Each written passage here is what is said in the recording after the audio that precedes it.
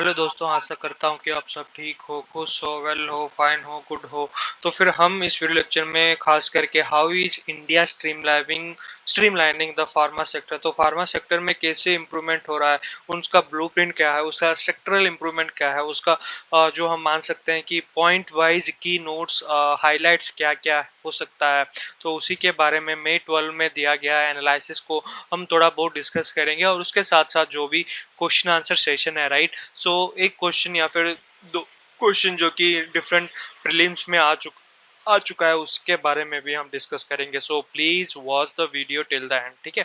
आपको ये रिक्वेस्ट करता हूँ, राइट। तो अगर देखेंगे तो पहला है how is India streamlining the pharma sector is one of the point हमें जो कि डिस्कस करना है। पहला है India CDSCO has centralised the issue of NOCs, okay, for manufacturing drugs for export and implementation, regulatory oversight amid allegation of substandard exports, ठीक है। ये है पहला नंबर पॉइंट। सो दूसरा नंबर पॉइंट में ये दिया गया है कि India is major player in global pharmaceutical market, ठीक है। इंडिया का प्रोडक्शन रेट या फिर इम्प्रूवमेंट रेट डिफरेंट कंट्रीज से दौरान अगर कंपेयर करें तो वो बहुत ही ज़्यादा मात्रा में है, because we are playing a major role और crucial role in the field of pharma, okay. So specially in the form of vaccinations, medicines, technology, or even we can say not technology, I can say even drugs, I can say, right. So as the regulatory compliance, so aiming or change aims to bolster the confidence in Indian drug globally. So third point जो कि दिया गया है, the pharmaceutical sector okay anticipates growth opportunity with 251 billion worth of drugs going off patent, okay, by 2030, necessity strategy planning for strategic drug entry, ठीक है।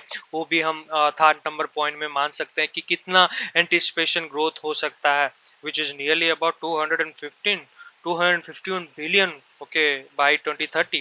So challenges includes navigating intellectual properties हो गया, property rights, enhancing R&D या फिर adapting to political, ठीक है, political, economical, environmental factor crucial for industrial success, ठीक है।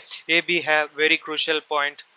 उसके बाद to move growth centralisation is expected to streamline process, boost export and contribute towards achieving a 450 billion pharma industry by 2047, ठीक है। आपको numbers सब कुछ ध्यान में रखना चाहिए। आप अगर प्रीलिम्स में अगर क्वेश्चन भी आ सकता है तो फिर आपका आंसर भी उसी तरह रहना चाहिए। So government action against poor quality manufacture underscored a committee to ensure high standardized pharmaceutical export, ठीक है। अगर कोई इम्प्रॉपर या फिर नॉट प्रॉपरली मैनेज और नॉट प्रॉपरली कॉन्फ़िगर्ड, जो हम बोल सकते हैं, राइट, फार्मास्यूटिकल कंपनीज में ensure standardize of quality quantity जो भी है, राइट, उसको कैसे इम्प्रोवाइज करना, उसका कैसे हम एनालाइज करना, उसको कैसे स्टैंडर्डाइज फॉर्मेट आना और इम्प्रूव कैसे हाई क्वालिटी में करना, वो भी एक गवर्नमेंट का मेन इंटेंशन या फिर टॉपिक भी मान सकते हैं, राइट। सो ये क्वेश्चन है कि with reference to national intellectual property right policy, okay, consider the following statement, ठीक है। पहला स्टेटमेंट कि it reiterates India's commitment to the Doha development agenda and TRIPS agreement. दूसरा है department of industrial policy and promotion in the nodal agency for regulating intellectual property right in India, and which of the following statement is correct। इस पे ठीक है, इसमें कौन सा statement correct answer या फिर करेक्ट है, आप दे सकते हैं अपना ओपिनियन, ठीक है। एक, दो, या फिर बोथ वन एंड टू, या फिर नॉर वन एंड टू, ठीक है। So you can give your answer in the comment session, I will be providing the answer as well upon your analysis, upon your answer, upon your proper detailed view. Okay, so let me end the video itself for you. I hope you have enjoyed the session regarding how India is streamlining or sectorally improving the pharmaceutical companies or pharma sectors. Okay, so please make a subscription to this and like that, share that as soon as possible, such that it can reach to every such aspirants who are looking for their development, who are looking to crack the examination in their first goal. Okay, so thank you, thanks folks for